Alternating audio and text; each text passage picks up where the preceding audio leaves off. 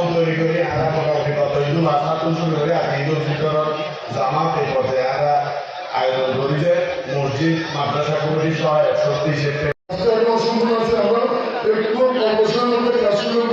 যারা সবাই প্রস্তুত নিয়েছেন আপনাদের কাছে আমি বিরত অনুরোধ করবো আপনারা আমাদের প্রতিশ্রুতের মোতাবেক যে পরিমাণ অর্থটা মানবতার কথা বলছেন এবং আমাদের মসজিদ পরিচালনা করতে পারবেন আপনারা পৌঁছে দেবেন এবং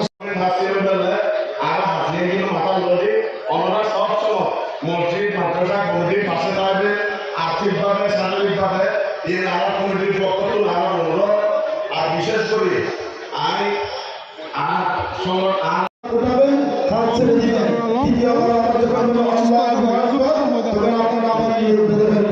এরপরে ইমাম সাহেব করবে এবং চিন্তা করবে চিন্তা থেকে উঠে আবার ইমাম সাহেব দাঁড়িয়ে কেনাত করবে তারপর সুরা ফাতিহা করবে তারপর কেনাত করবে কেনাত করার পর রুকুতে যাওয়ার পূর্বে আগে ইমাম সাহেব আবার 4টা তাকবীর বলবে। 4 নম্বর তাকবীর আল্লাহ।